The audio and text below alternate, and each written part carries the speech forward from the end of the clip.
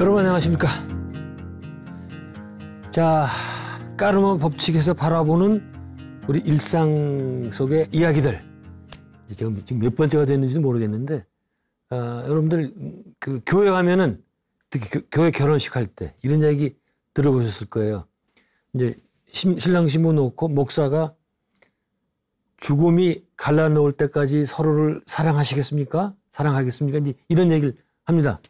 근데 그 앞에 사실은 뭐 기쁘거나 슬프거나 아프거나 뭐 병들지라도 그게 들어가요. 그러니까 기쁘거나 뭐 슬프거나 아프거나 병들지라도 죽을 때까지, 죽음이 갈라놓을 때까지 그 사랑하겠습니까? 이제 이런 얘기를 가 나옵니다. 결혼할 때.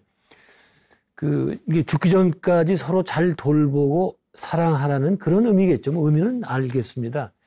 저는 들을 때마다 저거 아닌데 저거 이상하다 그런 생각이 들어서 두 가지 이유에서 그 문제점을 한번 얘기를 해보려고 합니다. 그냥 참 전직 교수가 돼가지고 맨날 문제만 얘기를 하는데 죄송합니다. 이거 일종의 직업병입니다. 자, 기독교적 관점에서 볼 때 이 멘트의 문제점 뭐냐? 자, 여러분 다 아시는 것처럼 기독교는 내세를 인정하죠. 그런데 이 문구만 보면 내세를 인정하지 않는 것처럼 들려요. 그렇잖아요. 이게 조금 이제 직격적으로 해석을 하면 이 문구는 죽으면 다 끝나는 것이니까 그때까지만 사랑하라는 것 같은. 예. 그 다음은 누구도 모른단 말이에요. 그때까지만 죽음이 갈라놓을 때까지만 사랑하라 이렇게 들리거든요. 네. 그렇지만 만약 내세가 존재한다면 기독교가 얘기하는 것처럼 부부가 죽은 다음에 서로 갈라서기보다는 신의 뜻으로 맺어졌잖아요. 그래서 그 관계는 내세도 계속된다고 보는 게 더 기독교적인 것이 아니겠는가. 그런 생각이 들죠. 네. 그 다음에 부부관계라는 것은 기독교적인 관점에서 볼 때 인간이 마음대로 결정한 게 아니고 신의 의지로 생긴 것이니까 뭐 인간 사이에서 신의 의지가 없는 게 없겠죠. 당연한 거죠. 그거는. 그래서 우리가 부부관계를 일단 맺었다면 죽는다고 그 인연이 없어진다고 하는 것은 신은 오히려 좀 낮춰 보는 거 아닌가. 뭐 그런 생각도 들어요. 왜 그런 거니? 신이 결혼하라고 해놓고선 말이야. 죽은 다음엔 뭐 그때는 모른다 뭐 이런 식의 뭐 갈라서 모른단 말이죠. 예. 그래서 이 기독교 입장에서는 뭐 개신교든 천주교든 막론하고 이 결혼은요 신의 이 앞에서 맹세를 한 거기 때문에 이혼은 절대 불허합니다. 안 되는 거예요. 아시겠죠? 근데 우리가 교회 와서 결혼식을 하면은 목사나 신부를 매개를 해가지고 신에게 사역을 하는 거거든요. 네. 특히 천주교에서는 이혼은 안 됩니다. 특히 왜 그런 거니? 이거는 좀 천주교적인 얘기, 좀 아내 얘기인데 밖에서는 거의 모르죠. 이 결혼을 보통 혼인성사라고 그러거든요. 거기서는 이거는 예수 혹은 신의 이름으로 한 것이기 때문에 물릴 수가 없어요. 그렇잖아요. 신의 이름으로 너희들은 이제 결혼해라. 살아야 된다. 이러니까 한 거니까 어떻게 그걸 물려요? 신이라는 건 실수가 없는 존재니까. 제가 지금 혼인성사라고 그랬죠. 이 혼인성사는 천주교에서는요. 밖에서는 잘 모르는 건데 천주교 신자가 되면은 7가지 성사 sacred affair, sacred event 꼭 해야 됩니다. 제일 처음에 모르는 게 제일 타임 와서 세례를 받아야 되죠. 그다음에 이 미사를 드릴 때마다 성체성사 이건 이제 예수님과 예수님의 피와 살을 먹고 이제 빵과 포도주 먹는 거예요. 상징적으로. 그래서 예수님과 한 몸이 되는 거. 이거 굉장히 중요한 겁니다. 기독교에서는. 견진성사. 이제 나이가 들어서 다시 한번 세례 받는 거. 어릴 때 유아 세례는 이제 자기가 아무도 모를 때 받았기 때문에 고해성사. 아시죠? 고해성사. 반드시 신부한테 가서 잘못한 걸 고하고 거기에 대해서 있어요. 응징이 있어요. 주기도문을 몇 번 읽어라 이런 식의 이게 있어요. 병자성사. 죽을 때 하는 거. 성품성사. 이건 제가 잘 모르겠고 혼인성사. 결혼할 때 하는 거. 그러니까 이건 뭔가 하니 인생의 그 중환점일 때마다 반드시 그 하나님에게 신에게 고해서 이 신과 하나 되는 계속 신과 교통하는 그런 일을 하는 겁니다. 그 재미난 게 그 병자성사 혹은 종부성사라고 하는데 죽을 때 하는 거거든요. 죽을 때 여러분 이제 밖에서는 모르는 건데 천주교회는 죽을 때 신부가 반드시 와서 이 병자성사 이걸 해줘야 돼요. 여기서 이제 제가 뭐 자세하게 어떤 뭘 하는지는 구체적인 건 모르겠는데 만약 이 병자성사를 받지 않고 죽는다 어떻게 되는지 아세요? 천당에 못 가요. 천주교회는. 캐톨릭은 연옥과 천당이 있잖아요. 이 천당에 못 가요. 응? 그 들어가면 참 복잡해요. 이 참 천주교라는 게 어떻든 이렇게 굉장히 복잡한데 이제 혼인 성사 같은 경우는 이게 아예 못하게 막기 때문에 이 천주교에서는 일단 그리고 그래서 천주교는 결혼할 때 이 천주교인끼리 안 하면 인정을 안 해. 사실은 인정을 안 해줬어요. 요새는 이제 그런 이제 조건부로 하죠. 이제 결혼 시켜준 이제 비천주교인이 결혼할 때 그냥 결혼 시켜준다. 그러나 나중에 천주교인 되라. 뭐 이런 식의 조건부도 있고 뭐 이러는데 참 뭐 복잡합니다. 저는 뭐 그게 어떻다. 저는 그런 거 싫어하기 때문에 그쪽은 가진 않죠. 그건 뭐하러 복잡해요, 이렇게. 불교처럼 널널하면 뭐 오든지 가든지 마음대로 하고 말이죠. 자, 그런 게 있었는데, 근데 지금 이제 이거 다시 돌아가죠. 죽음이 갈라 놓을 때까지 그 사랑을 해라 뭐 이런 얘기. 이 이야기가 꼭 틀린 것만은 아니겠다. 내 입장에서 보면. 네. 그러니까 부부가 살다가 우리 죽을 때 같이 죽는 게 아니잖아요. 다른 시기에 죽는 경우가 많죠. 그러면 한 사람이 먼저 죽으면 그것은 분명히 이별이죠, 분명히. 네. 그래서 그럴 때까지 어떻든 사랑해라. 뭐 틀린 얘기 아니죠. 네. 참 같이 죽으면 제일 좋겠지만은 사고사가 아니라면 같이 죽기는 참 힘들지 않아요. 네. 그래서 그때까지라도 서로 언제 이별할지 모르지만 그때까지라도 서로 열을 다해 사랑하라. 뭐 그런 얘기 네. 틀릴 것 같잖아요. 그래서 그렇게 사랑하다가 다시 사후 세계에 가서 고인을 만나서 다시 또 그 사랑을 해라 말이야. 네. 그런 게 바로 기독교적인 믿음. 그러니까 저는 그러니까 기본적으로 죽음이 갈라놓을 수가 없다 이거예요. 죽음이. 네. 그래서 어떤 기독교적인 관점에서 보더라도 죽음은 부부관계를 갈라놓을 수가 있는 것이 아니다. 제가 뭐 굉장히 오래전에 수배된 보리 얘기를 했었죠. 예. 이 사람은 전형적인 개신교도였고, 개신교 신비주의자라고 할 수 있을까요? 그 사람 얘기, 제가 한번 말씀 많이 드렸죠. 자기가 보니까, 영계에 가서 보니까 부부가 죽어서 왔는데, 그 많은 경우에 헤어져서 다른 데로 가더라. 수배된 보리는 이 영계를 6차원 나눴죠. 6층으로 나눴죠. 지하 3층, 천계 3층. 그 다음 중간에 중간층이 있었고, 이 중간층을 거쳐서 6층에 이제 자기 해당되는 곳으로 가게 되는데, 그럴 때 많이 갈라진대, 헤어진대요. 네. 재밌죠? 이런 얘기? 어떤 분들은 그때라도 갈라지면 좋다. 이런 분도 있겠고, 어떤 분은, 싫은데, 그때도 난 같이, 내 배우자와 같이 있으면 좋겠다. 이런 생각이 되겠지만. 그때 소태산 박준빈 선생님도 비슷한 얘기 했다고 그랬죠.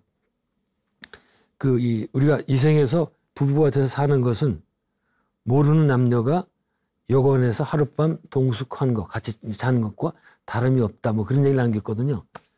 저도 거기에 동의를 한다면 이번 생에 우리가 부부가 돼서 사는 것도 사실은 다생의 관점에서 본다면 많은 인연 중에 하나. 네.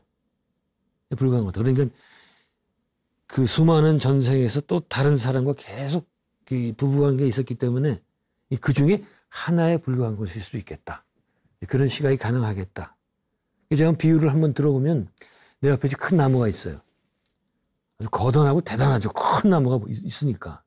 그러나 공중에서 5km, 10km에서 본다면 그 나무도 역시 많은 나무 중에 하나에 불과하겠다.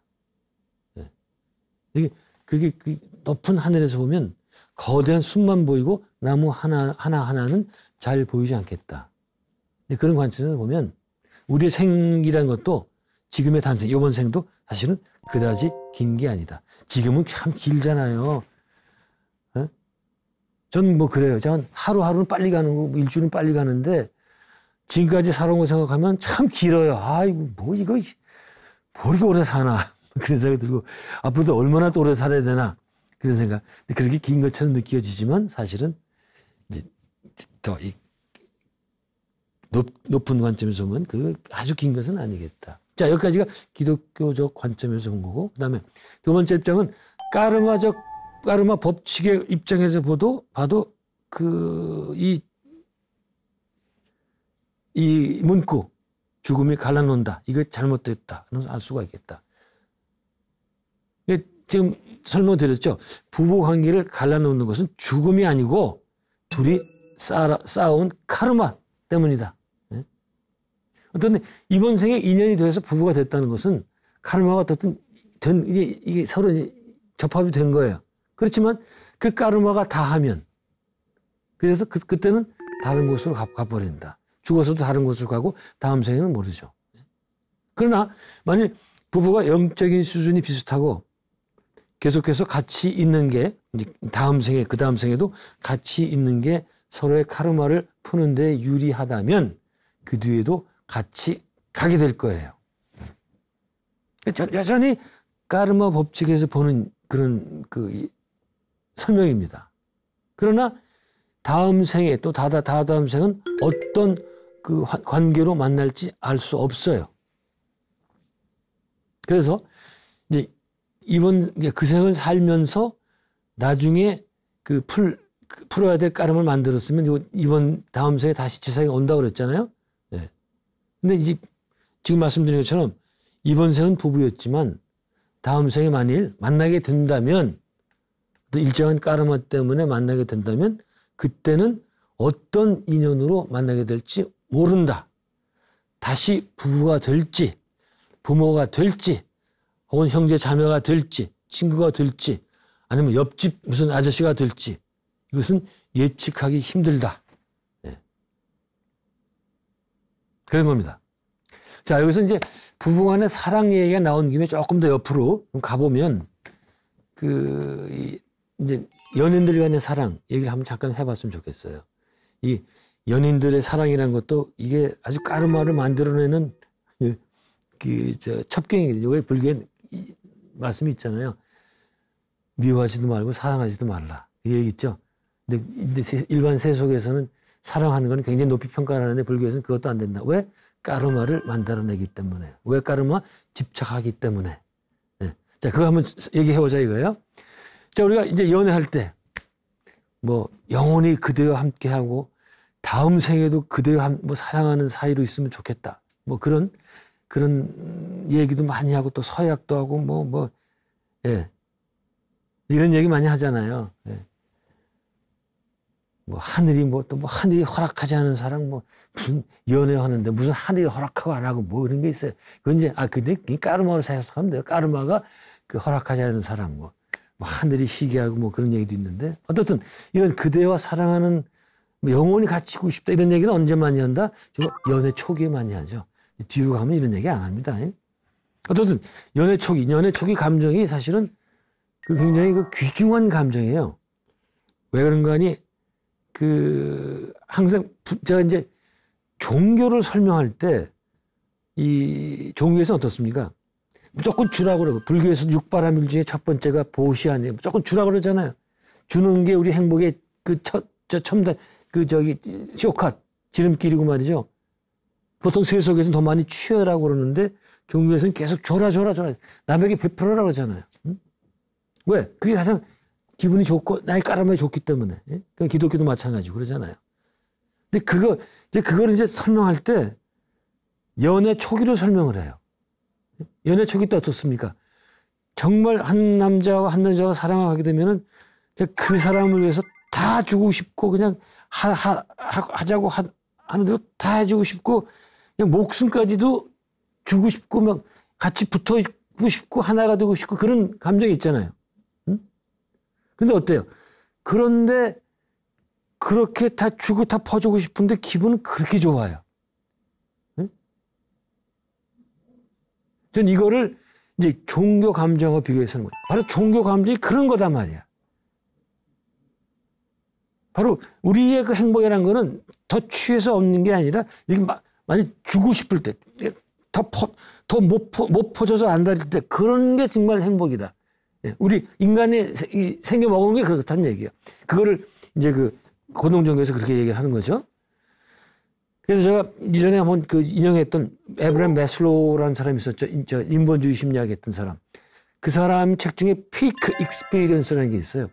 그 절정 체험을 하는 게 인간이 어떤 때 절정 체험. 그러니까 우리가 종교적 체험이 절정 체험이거든요. 그 완전히 이제 세상이 열리고 모든 걸 세상한테 다 바치는 자아 초월 체험이죠. 이거를 설명해 줄 수가 없는 거예요, 사람들한테. 그래서 전 바로 이 연애 초기의 요 설명, 요때 상태. 요거야말로 바로 그 전형적인 종교 체험과 유사하겠다. 그래서 이 에브라임 매슬로우가 미국 대학생들한테 이제 조사를 해요. 어떤 때 가장 이런 감정을 많이 느끼게 했더니 바로 연애할 때 이런 감정을 느낀다. 그래서 연애 감정이 바로 피크 익스피리언스다. 그런 얘기 하거든요. 근데 이거는 연애 초기 때 그래. 초기라는 게 2, 3주? 한 달? 그 이상 안 가요. 그때. 그러다 어떻게 됩니까, 우리는? 그때 이제 그때는 막 커플티를 입고 말이죠. 하나가 되려고 그냥 아둥바둥 그냥 발버둥 치는 거예요. 어떻게 되면, 응? 데려다 줬다가 또 데려오고, 데려다 줬다가 데려오고 막 이러가자 새벽이 되고 말이죠. 응? 그러다 이제 어떻게 됩니까? 한 달, 두 달, 세 달쯤 되면 그때부터 이제 그 자아가 다시 이제 함몰됐던 자아가 다시 올라오죠. 그래서 의심이 들기 시작을 해요. 저 친구가 정말 나를 좋아하나? 사랑하나? 근데 왜 전화 안 했지? 왜 이거 안 해주지? 이런 다시 자아가 올라오면서 그때부터 차라리 만나지 말 거를 괜스레 이제는 남이 되고 이제 대중과가 시작이 되는 겁니다. 사랑의 아픔이 시작이 되는 거예요. 이제 자아가 다시 올라오면서. 자, 어떻든, 이거 갖고 제가 한 2시간을 얘기할 수가 있는데, 자, 다시 돌아가서, 이렇게 우리가 하나가 되고 싶어 하는 마음, 남녀가, 이 전형적인 제가 바로 사랑의 자물쇠라는 거 아닐까. 예? 전 매일 그 남산에 가는데, 거기 올라가면요, 그 남산 타워 밑에 사랑의 자물쇠가 수천 개가 쌓여요, 수천 개가. 아, 그게 참 희한하더라고요. 그거 사가지고, 거기 해놓으면서 one of them. 그래 하고 싶을까요? 자기 사랑을 좀 특수하고 자기만이 하고 싶은 게 그게 정상 아니에요? 거기 남들이 해놓는데 또 갖다 심어놓으면 그게 좋은 거예요? 저는 어떻습니까? 그렇습니다. 어쨌든 자물쇠라는 거로 이게 자신의 사랑을 자물쇠로 꼭 잠가가지고 떨어지지 않게 하는 그런 바람이 있는 거죠. 네? 그렇죠? 그거 알겠어요. 하나가 되고 싶어하는 마음. 근데 여기에는 또 다른 면도 있겠다.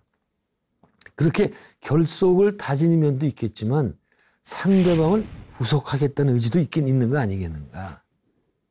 무슨 얘기예요? 내 애인이 내 걸프렌드, 보이프렌드가 다른 여자 혹은 다른 남자에게 한눈을 못 팔도록 꽁꽁 묶어놓겠다는 의미. 그것도 있지 않겠느냐 말이야. 네? 한눈 팔면 가만히 있지 않겠다. 네? 여기서 생각나는 그 트로트 가요가 있습니다. 여러분들 밧줄로 꽁꽁이라는 노래 혹시 아세요? 이거는 40대 이상? 50대? 50대는 다 알 거고. 그 김용임이라는 트로트 가수가 있죠? 그 사람이 불렀던 노래인데 아주 가사가 재밌어요. 가사 중에 사랑의 밧줄로 묶어라 내 사랑이 떠나지 않게라는 가사가 이게 앞건이건 가장 핵심을 이루거든요. 네? 네? 밧줄을 묶어가지고 이놈이 못 가게 말이죠. 야, 이 정도면 말이죠. 구속을 넘어서 거의 체포 수준이 아닐까. 자기 애인이 떠나는 게 얼마나 싫으면 이랬을까. 네? 사실은 이제 이 정도면 이건 병적인 거예요. 이해 못할 바는 아니지만 이게 좀 병적인 거예요. 어떻게 묶어가지고 말이죠. 응?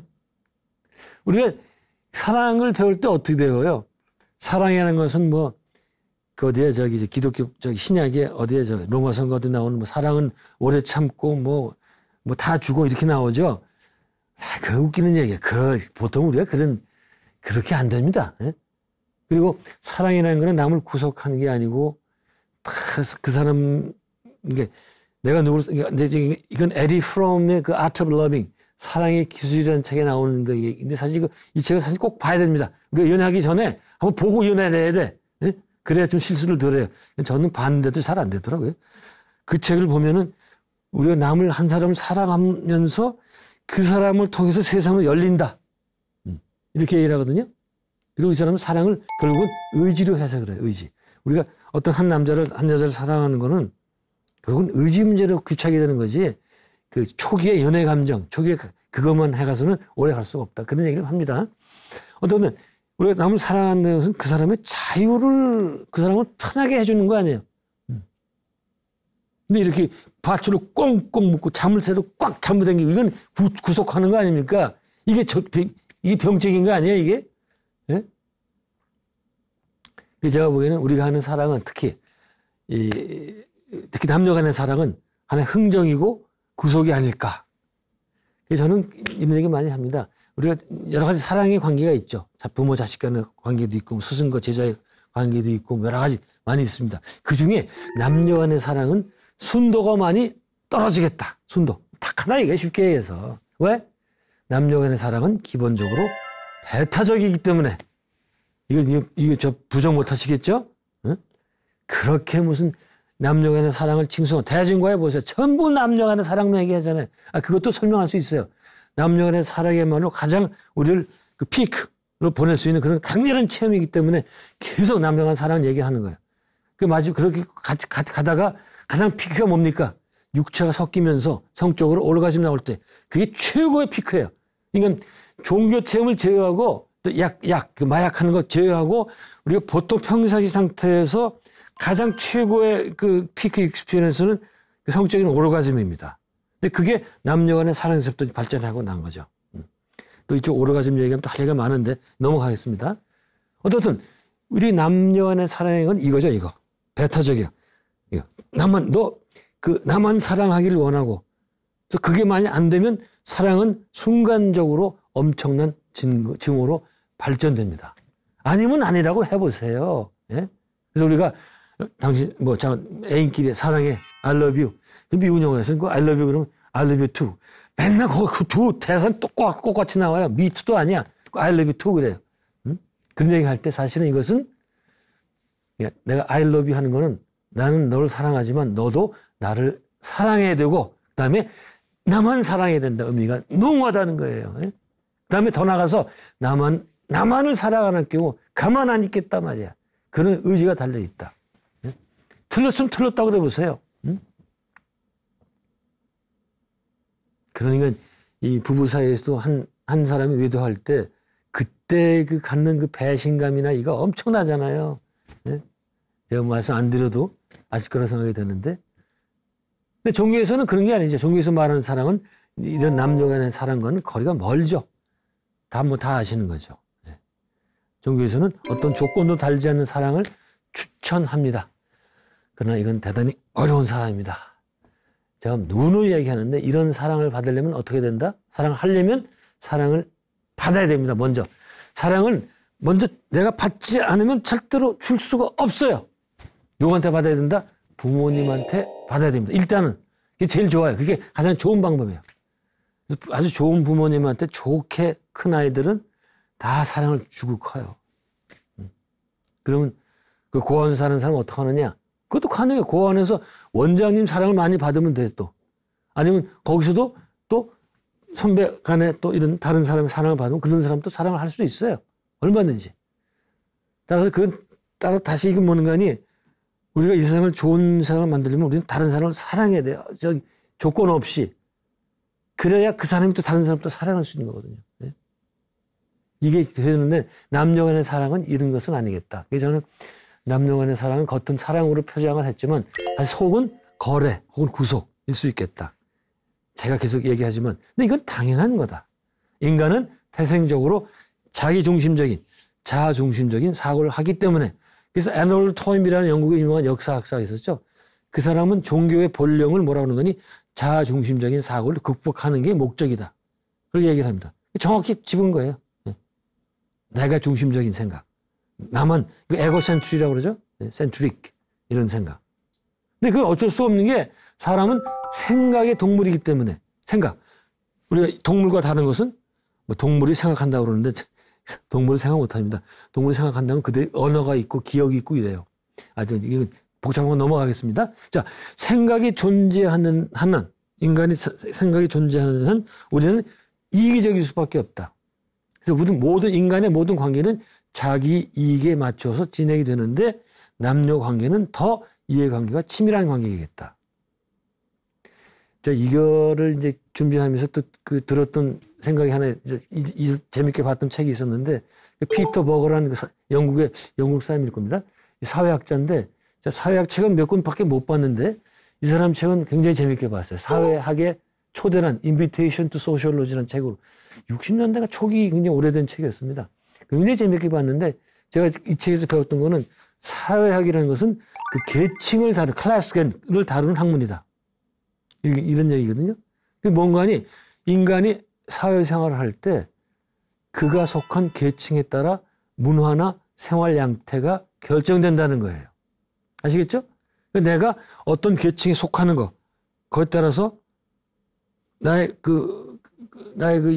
보통 일상적인 생활 양태가 다 결정이 되는 거예요. 예를 들어서 지금 MZ 세대가 아주 자유롭다 이렇게 얘기를 하잖아요. 전혀 그렇지 않다. 걔들도 자기 속한 세대, 거기서 그 통용되는 문화나 그 가치관에 거기 그대로 결정된 상태로 살고 있다.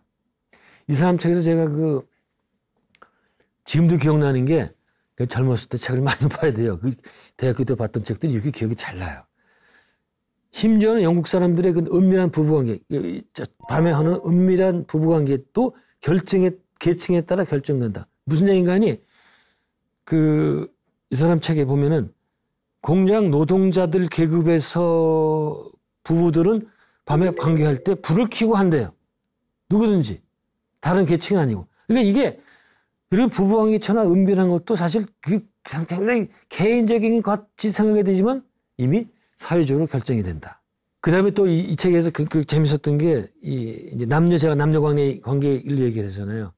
어떤 남자가 달밤에 바닷가에서 멋있게 반지를 갖다가 무릎 꿇고선 반지를 탁 여자한테 주면서 Will you marry me? 프로포즈를 할 때 아주 멋있고 로맨틱하잖아요. 근데 이 사람 얘기는 사실은 그 뒤에는 모든 계산이 다 끝난 다음에 하는 거다. 뭔가니 자기가 속한 계층과 가족 이런 요소를 다 상대방에 맞춰보고 그게 다 이제 맞겠다. 그게 다 된 다음에 다시 말해서 대차 대조표를 다 맞춰보고 이 사람과 결혼하는 게 좋겠다. 그런 결론이 나면 그때 프로포즈를 하는 거다. 예, 이런 얘기를 하더라고요. 저는 철저하게 동의합니다. 예외가 없는 것은 아니겠지만 대체적으로는 이렇겠다.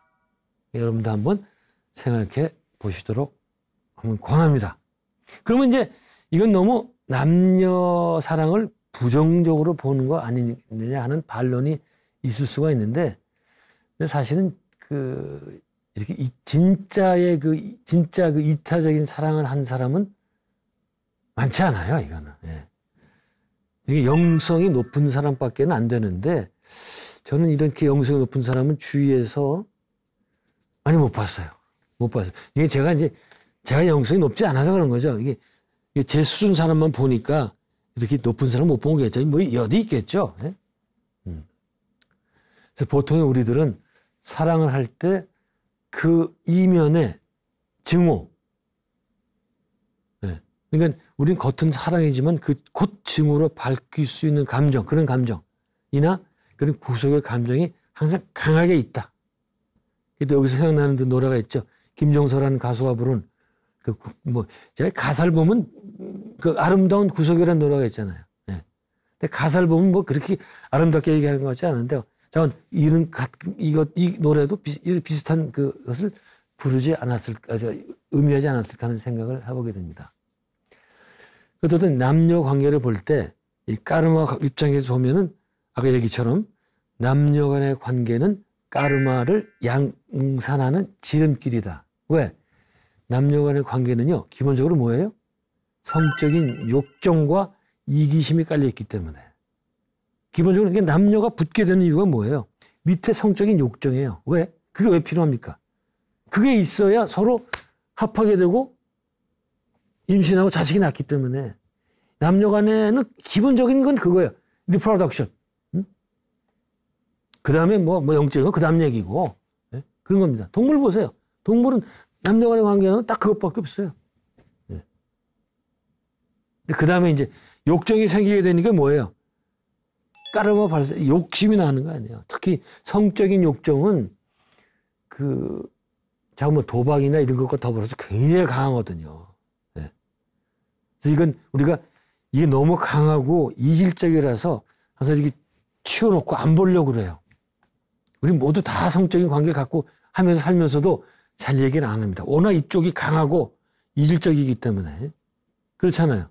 우리 이 허리띠 밑에 얘기는 잘 안 합니다. 안 하는 척 하고 살죠? 그게 그 이유가 너무나 이 무서운 동네예요. 이 성적 에너지. 예? 그런 프로이드 같은 천재가 나 어떻게 좀 건들고 그게 뭐 리비더 에너지라 이렇게 얘기를 하지. 예. 그렇기 때문에 어떤 이 까르마, 이 강한 욕정이라는 것은 까르마 발생의 1순위다. 그래서 이 수도자들은 결혼을 못하게 하는 걸 거예요, 아마. 승려나 신부 같은 경우에. 이 까르마를 양산을 하니까. 근데 어떻든 이렇게 이제 남녀 간의 사랑이라는 것은 내면적으로 욕정이 있고, 그 다음에 아주 이기적인 이기적인 마음이 기본적으로 깔렸다. 이기적이라는 얘기는 제가 만날 얘기했죠. 그렇게 처음에는 뭐 너 없이 못 살겠다 그런 부부들이 나중에 이혼할 때는 아주 그냥 완전 적이 되어가지고 서로 이제 돈 가지고 싸우는 이런 모습 볼 때, 우리 기본적으로 이기심이 있다. 우리가 이제 어떻든 이런 감정을 안다면, 우리가 사랑을 하더라도 이 사정을 알고 과도한 집착이나 증오 같은 감정이 안 생기도록 노력할 수 있지 않을까. 그런 얘기입니다. 이런 우리가 남녀 관계 혹은 부부 관계, 이거를 이런 식으로 좀 기본부터 잘 이해할 수 있다면, 시행착오를 많이 줄이고 또 영적 발전, 서로 간의 영적 발전에도 도움이 되지 않을까 그런 생각을 하게 됩니다. 이제 부부관계라는 것도 참 할 얘기가 사실 굉장히 많은, 제가 전공은 아니지만은, 이런 얘기를 많이 합니다. 부부관계란 이제 서로 이제 이 헌신하면서 영성을 높일 수 있는 방법을 생각을 해봐야 되는데, 그래야지 이제 두 사람이 만날 의미를 더 살릴 수 있게 되는데, 이 부부관계라는 거는 더하기가 아니라 곱하기다 이런 얘기를 또 많이 해요. 무슨 얘기냐니, 만약 이 사람이 남자가 가진 게 장점이 둘이 있고 여자가 가진 게 장점이 5개 있으면 이걸 이제 더하면은 7개 장점 이렇게 해서 이렇게 되는 게 아니고 곱하기라는 거죠. 2 곱하기 5가 되면은 10이 되는 거예요. 이런 식으로 시너지 효과가 많이 나올 수 있겠다. 근데 문제는 뭐예요? 소수점 밑으로 내려가면 곤란한 거예요. 남자가 가진 게 0.1이야. 또 여자가 가진 게 0.1이에요. 곱하면 0.01이 되는 거예요. 이런 부부관계 잘 될 수가 없죠. 네. 참, 잘 알아서 서로 해야 되는데, 그 다음에 이제, 부부관계에서 가장 이상적인 경우는, 얘기하죠. 기둥처럼 하나의 지붕을 잇고 있지만 서로 개별적인 관계예요. 혹은 삼각형으로 얘기를 하죠. 이렇게 돼 있어요. 그래서 이 부부가 한 지점을 본단 말이죠. 근데 만약 이런 궁극적으로 지향하는 목표가 없으면 어떻게 돼요? 부부는 서로 둘만 바라보게 되죠. 둘만. 여기서는 싸움밖에 없는 거예요. 싸움밖에. 둘만 바라보게 되면. 그래서 우리는 어떤 부부들 보면 그게 한 정점이 그게 식당일 수도 있고 사람마다 다르겠죠. 역시 하나의 공통으로 있는 위에 포인트가 있어야 부부관계를 잘 만들 수 있고 잘 영위할 수 있고 그다음에 또 까르마를 안 싸울 수도 있으니까. 네. 굉장히 중요한 겁니다. 어쨌든 잘 이제 부부간의 관계를 생각을 해봐야 되는데 우리 사람의 마음이라는 게 마음대로 되는 게 아니죠. 그래서 나이가 들수록 이런 문제를 더 심도 있게 생각을 해서 근데 이제 아직 젊은 부부들은 또 나름대로 생각해야 되지만 나이가 많은 든 부부들은 어떻게 정리하면 좋을까? 저도 이제 부부 생활 오래 됐는데 최근에 와서 깨닫는 것도 있고 이게 참 끝이 없더라고요. 그래서 계속 어떻게 하는 게 가장 까르마를 덜 만들고 좋고 잘 어떻게 정리를 해야 다음 생 디자인 하는 데 도움이 될까. 이걸 좀 생각해보면 좋겠다. 예. 그리고 궁금한 게 중요한 이유가 그거 아닙니까? 야, 이제 특히 이제 현대사회로 넘으면서 더 이제 중요해지는데, 제가 얘기했었죠. 부부란 거는 아무 피가 섞이지 않았는데, 사실 가장 가까운 관계. 어떤 의미에서 가장 오래 같이 있잖아요. 그리고 누가 이렇게 같은 침대에서 이렇게 몇십 년씩 같이 잡니까? 네? 그런 사이는 전혀 없죠. 어떤 사이도 그런 거 없잖아요. 네. 그래서 가장 오래 지속되는 관계. 근데 왜 그렇다고 그랬어요? 까르마적 관계이기 때문에 오래 지속된다.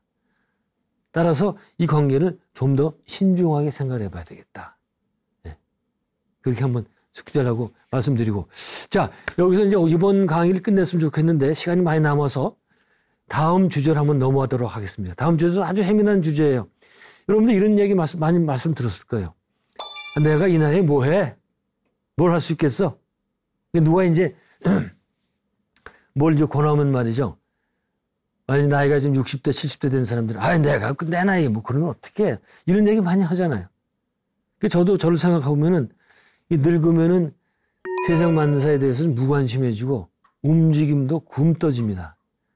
물건도 자꾸 떨어뜨리고 진짜 저는 이런 날이 올 줄 몰랐거든요. 뭘 자꾸 떨어뜨리고 말이죠. 흘리고. 네? 또 이 물 마시다가도 자꾸 살에 들리고 뭐 물 흘리고 말이에요. 야, 이럴 줄 몰랐어요. 또 주위가 변하는 게 싫고 그저 그냥 같은 날이 계속됐으면 하는 바람이. 그러니까 아무 문제 없이 갔으면 그런 이제 바람이 자꾸 생겨요. 변화가 싫은 거죠. 만일 또 새로운 일이 생기면 왜? 그 변화가 있으면 생각할 게 많고 생각해야 되잖아요. 또 기민하게 움직여야 되고 말이죠. 이런 게 이제 싫은 거예요. 젊었을 때는 완전히 이거 반대였죠. 네? 그렇게 되니까 이게 이제 늙어감의 이 현상인데, 증상인데, 그래서 이제 누가 새로운 걸 권해도 이 나이에 내가 뭘 해? 네? 그러면서 사양하는 경우가 많죠. 오늘도 뭐 별 사고 없이 가는 그것처럼 오늘도 별일 없이 조용히 지났으면 왜 그런가요? 제가 나중에 이제 설명할 건데 뭐 좋은 일만 많이 생기세요. 뭐 꽃밥만 걸으세요. 뭐 이런 인사들 하잖아요. 사실 다 그렇지 않습니다. 가장 좋은 인사는 무탈하게 아무 탈 없이 그냥 지내십시오. 네? 그게 지금 60년 살아보니까 그게 가장 좋은 인사더라고요. 네. 무탈, 탈이 없으면 되는 거지 좋은 일 생길 거 바랄 것도 없어요. 그러니 그동안에 60년 살면서 참 일에 치여서 사람들은 속도 많이 썼고 또 제가 다른 사람들 속도 많이 썩였고 이러니까 나오는 자동적인 반응이에요. 그냥 쉽게 이제 아무 일 없이 살았으면 좋겠다. 근데 그렇게 되니까 저는 세상에 너무 뒤쳐서 살고 있는 게 많아요. 전화기도 아직 폴더폰 이게 있잖아요. 옛날 전화. 예. 억지로 4G 전화기는 쓰는데 폴더폰 이게 편하더라고요, 저는. 그래서 앱도 거의 없어요. 없습니다. 카톡, 폰뱅킹 하나도 할 줄 몰라요, 이런 거. 예. 저는 이제 사람들이 너무 카톡 같은 거 많이 하고 그러니까 그게 이제 사람들이 거기에 지금 매여 사는 게 이제 싫어서 이제 거기에 대한 반동이겠죠. 예.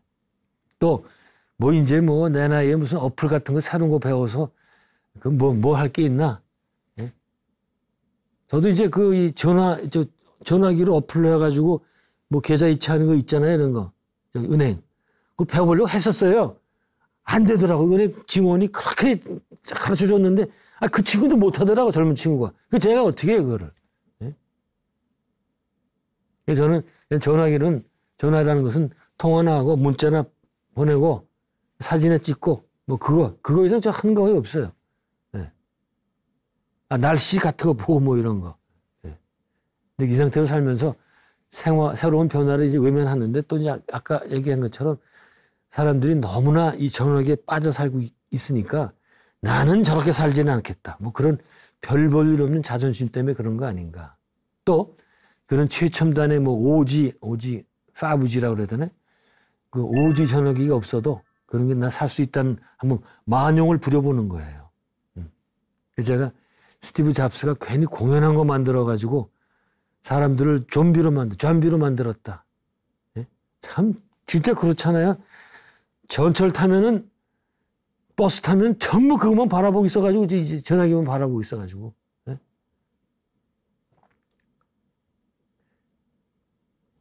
그 저는 꼭 이제 신문 아니면 책을 보는데 전철 타가지고.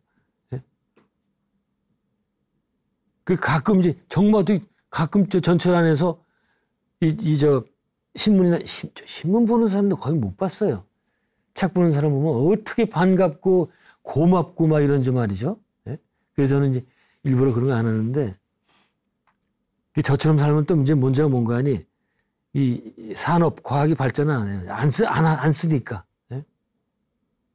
그게 참 여러 가지 이제 딜레마가 있습니다. 자, 어떻든 이제 마무리 해야 되는데, 근데 저는 이제 저는 이렇게 살지만, 제가 이번 주제를 가지고 강의하는 것은 이제 반대 관점에서 말하는 거예요. 어떤 관점? 까르마 법칙의 관점에서 볼 때는 인생에서 새로운 일을 하기에 늦었다고 할 때는 없다는 거예요. 이 나이에 내가 뭐 해? 그런 건 이제 까르마 법칙 입장에서 볼 때는 false, 틀렸어요. 왜?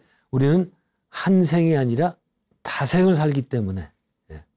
만일에 한 생만 산다면 늙어서 새로운 일을 시작할 이유가 없죠. 그러니까 여생 살다가 남은 생 살다가 그냥 쓰러지면 됩니다. 아니면 사실은 지금 더 살 필요도 없죠. 그냥 어차피 죽을 건데 끝이라고 생각하고서 그냥 바로 끝나면 됩니다. 그러나 다생이라면 계속 산다면 인생의 후반부에 새로운 일을 하는 것은 얼마든지 의미가 있겠다. 바로 이 관점에서 이게 바로 까르마 법칙 관점이거든요. 완전히 다르게 되죠. 그게 이걸 가지고 제가 다음 시간에 내가 나이가 얼마에 있든 어떻게 돼 있든 새로운 일을 시작하는 것은 전혀 문제가 없고 오히려 권할 만한 사항이겠다. 그거에 대해서 말씀을 드려보도록 하겠습니다. 네, 오늘 또 여기까지 말씀드리겠습니다. 고맙습니다.